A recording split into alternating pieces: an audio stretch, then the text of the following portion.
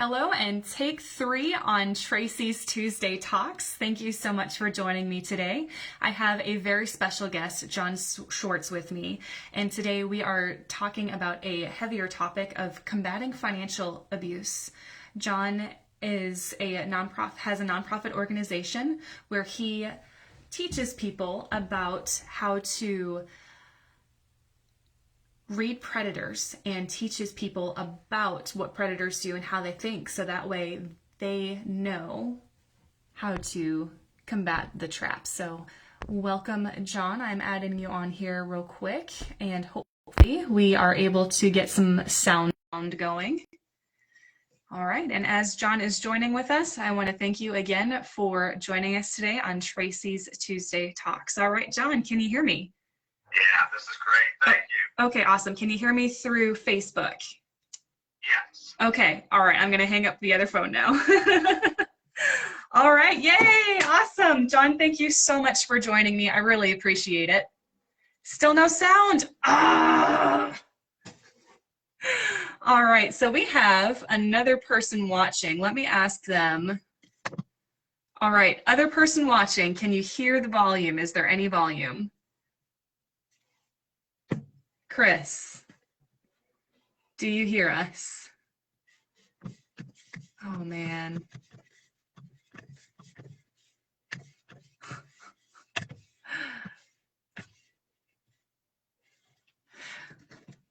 All right.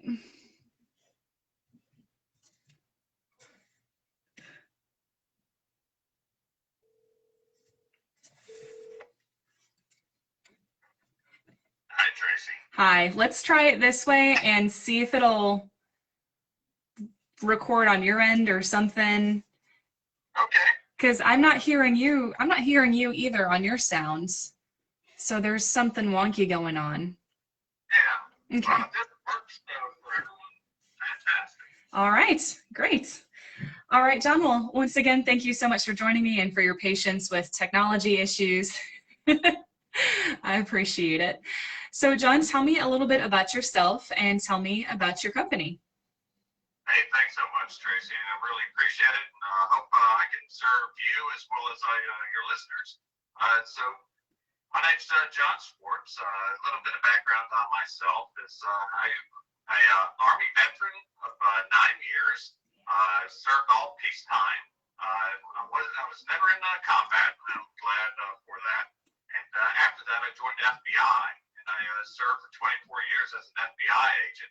And I just retired from the FBI last January. After I retired, approximately less than 2 weeks after I retired, I stood up this nonprofit 501c3, the Center for Combating Elder Financial Abuse. I did it because I want to help 54 million American citizens protect their life savings from predators who commit elder financial abuse. Yeah. And I do that by studying their pattern and then sharing these patterns to help individuals detect the predator before they attack. Oh, wow. So are you able to share with me what you did for your MOS in the Army and then what you did in the FBI? Yeah, absolutely. So my MOS was field artillery. I was a field artillery officer for 9 years, and I served in Fort Sill, Korea, then Fort Drum, and then finally taught ROTC at East Carolina University. So I did. I loved the Army and had a great time in it. Then when I joined the FBI, I was stationed at Washington Field Office here in D.C. and then FBI headquarters. And I had a chance to do a wide range of investigations, both criminal and national security. Nice. So I won't ask you what your most exciting casework was for the FBI. That's probably classified. Well, yeah, but I'll tell you this, though. I was very fortunate to serve in the FBI and to serve our country in the FBI. I really appreciated it. And then now that I'm retired, I point people to, if they're interested in the FBI, do what I did 24 years ago and just take a look at the opportunity and consider applying. Because I'm very, very fortunate to have that experience. That is awesome. That is awesome. So tell me what led you down this path of starting your own company and getting it dubbed a nonprofit for combating financial elder abuse, combating elder financial abuse. Yeah, absolutely. So I've been taking a look at this for over a decade now. I had an experience with elder financial abuse. I saw it, and then I started studying it. And I started studying our national effort to combat it. And we're doing a lot of great things as a nation. But I saw that I could probably help a little bit more with that and use my expertise from the FBI to help man these predators, because I think that's what I hope to be the game changer. If I can identify patterns that these predators are using, as well as their different attack vectors, and then put that on a website, develop educational material, then I think I'm going to be able to help people detect a predator before they attack. Mm-hmm. So your goal ultimately is through education of saying, hey, this is how these guys think, this is how they act, these are some of their traps. That's it. That's exactly right. And when you say the word trap, that's exactly what happens. And I take, really what I'm doing is I'm going all the way back to my Army time. And I'm looking at the simple ambush model that we all learned. And that's exactly what these predators do. They set up a ambush, and the victims, if they're vulnerable enough, won't see it as a ambush until it's too late.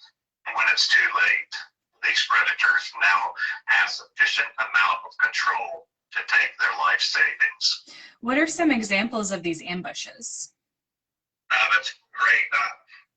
One was it's on my website now, but it happened just in January. It's called the Grand. And I posted a video from Good Morning America on it of the potential victim. It was what it was is she received a phone call from a predator, and he was saying that her grandson had been in a wreck and needed money in order to get out of the jail. Well, she didn't have a grandson able to provide, the human able to connect. This was a predator. Mm-hmm. So she, through this phone call, she said, the individual said, hey, will you Venmo me $8,000? Well, she was quick thinking, and she said, well, I don't have a Venmo account, but if you come to my house, I'll give you the $8,000. And she set up her own ambush, because she then was able to call the police, and in the video it shows the police arresting this individual. But yeah, my whole model works as far as conducting an ambush. What I call this is a predator on predator, but yeah, he was able to set up a predator in her own ambush, and it was effective. But yeah, that was basically a grandparent scheme. Call up an individual and come up with some story, but a sense of urgency to provide money, and that's a very effective scheme, unfortunately. Yeah. Yeah. I remember getting a Facebook Messenger a while back from my grandmother-in-law, who she should be Walmart's mascot. She loves Walmart that much, but she was saying something about her cell phone getting shut off, and she needed Walmart gift cards to be able to get her phone service turned back on. And we were like, we know you. We know your situation. You would not be asking us. You're the one giving us Walmart gift cards usually.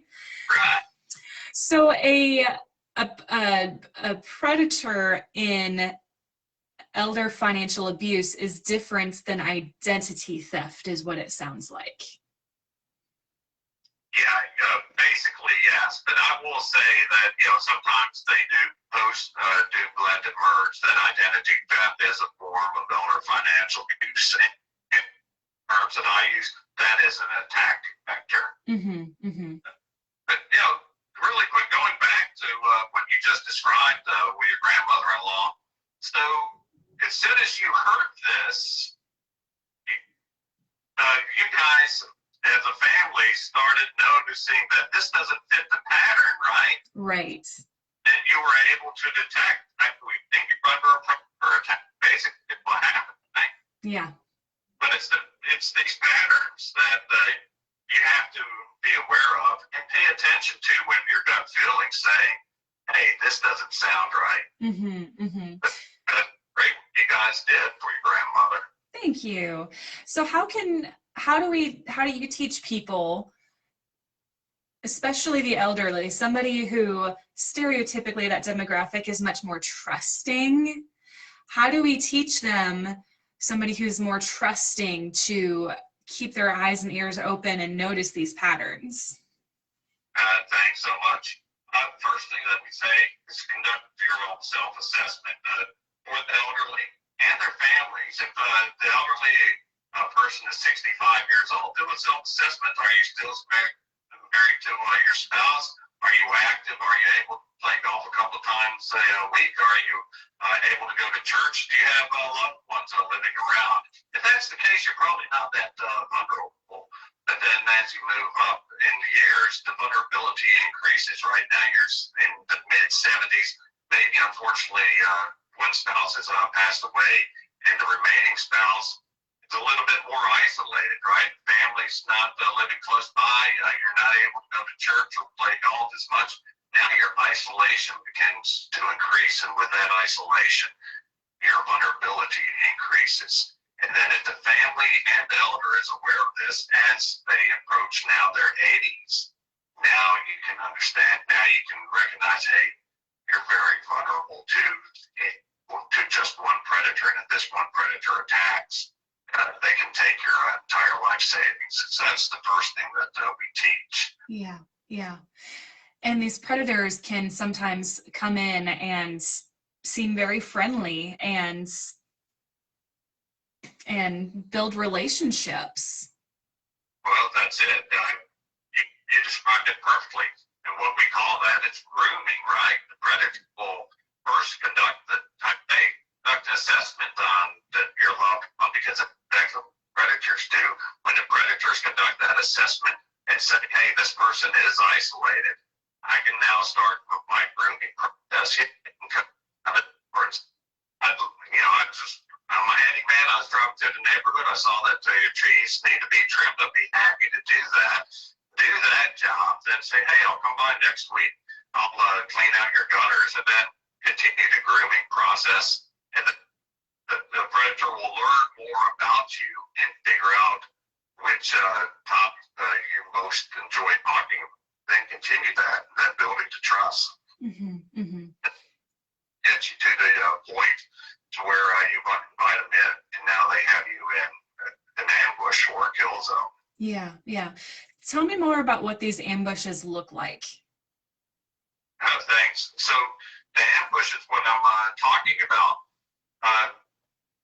The first example that I gave you was a great one because it's caught on camera with the predator on the doorstep receiving money. So he thought that he had his victim in an ambush site, kill zone, to where he thought he had sufficient amount of control to get $8,000 from the victim.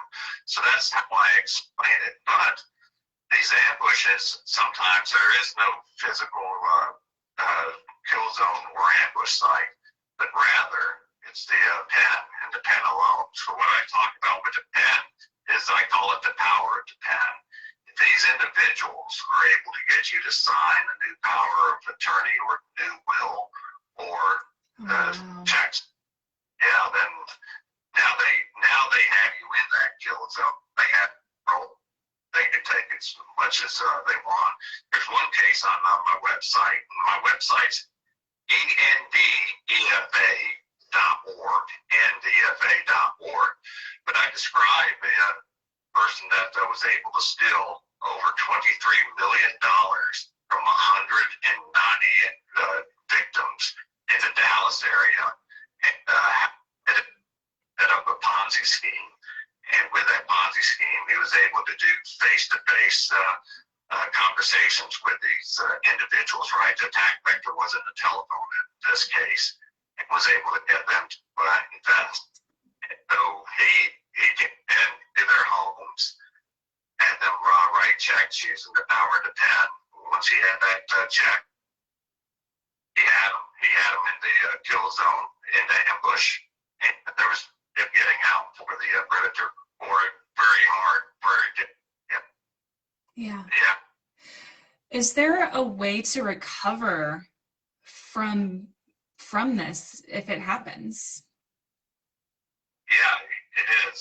So again, going back, detection is everything for us. This is what we're trying to teach. So say a predator has been able to do exactly what I said, pose as a handy man, come in, mow the lawn, now is able to sell some sad story about how this individual needs money and hey, now you and I are friends, can you write me a check? And then over the course of a week, couple of months now, they've taken, say, $30,000, $50,000.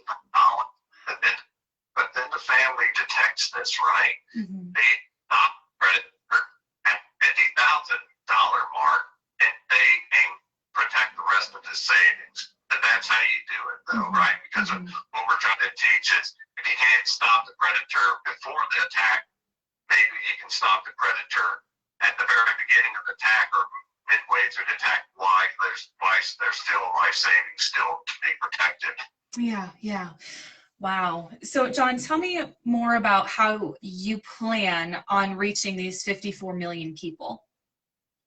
Thanks so much. So on the website, just finished our first year, and actually our 1 year anniversary was 1 week ago today, so that's very exciting.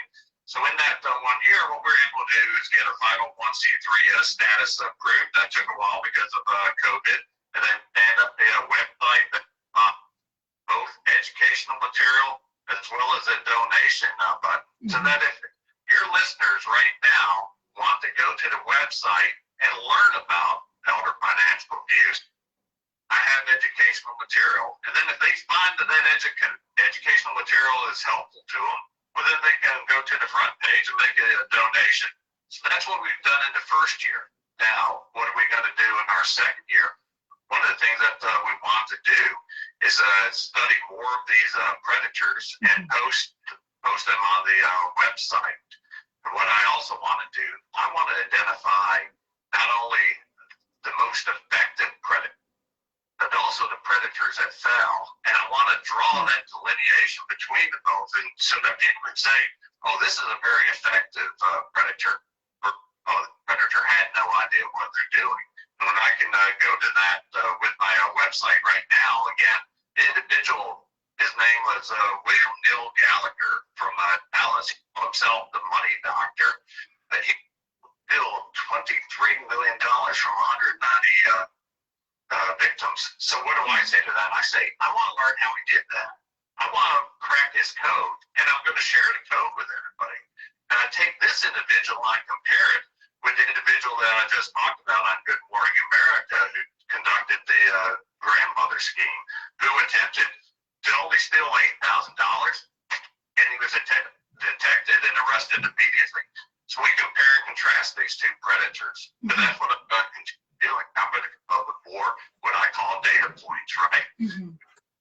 Cases is a data point. I study patterns. Once I learn the patterns, I share them with the audience. Yeah, yeah. So how are you going to make your information made known nationwide? Yeah, I'm going to use a series of on my website, as well as conducting webinars. And if a group would like for me to come out and give a presentation, I'm more than happy to do that. Mm-hmm. And hopefully through word of mouth that way continue to grow. I have on my website the different entities that I want to be working with. Let me read those off really quick. The elderly and their family members, social service groups, veteran organizations, religious organizations, financial institutions, medical centers, educational institutions to include criminology programs as well as law programs, and then finally entities within the criminal justice system. So that's a full community effect there. And I think that's what's going to be necessary. But yeah, I'm willing to work with any of these type groups. So if there's a group out there that would need my help, I'm here to serve them. So let me know how I can serve, and we can different material on what would fit best at that organization. Absolutely. And I will include your website in the comments when this Facebook Live goes posted. And I'll also be sharing this information on LinkedIn as well. So, John, the way that you and I work together is as a financial coach, I help people with their behaviors with their money so they can build a nest egg, so they have the opportunity to build a nest egg. And you are the one to provide the education and the know-how on how to protect it from predators. That's it. That's exactly right. So your work that you do is extremely important. It is. These individuals will work hard, and save properly, do all the right things, and save their money and amass a life savings to enjoy. Yeah. And what I do is I help them protect that life savings through the remainder of their life. Mm-hmm. And that's really important to learn what the threat is to that life savings. And I keep saying life savings because I'll say this: these predators, once they have control of you and they have you in their kill zone, now they have three options, as any predator does. Attack with maximum effect, take the entire life savings. But they may say, you know what? I don't want to take all your life savings. I just want to take half of it. The third option they have is, you know what? I don't want to take your money at all. Now, out of those three options, which one is used 90% of the time? I'll take all your life savings. Yeah. Yeah. Well, John, thank you so much for being a guest today. And thank you so much for what you do. Your mission is so incredibly powerful. And thank you for founding your organization. And I wish you much prosperity in this as you share this information across the country. And let's take some of these bad guys down. Let's do it. All right. Thank you, John. I appreciate you. Audience, thank you so much for tuning in and listening today. Please feel free to reach out to John with any questions, or if you want more information, or if you would like him to set up a workshop for you. Thank you so much and have a blessed day.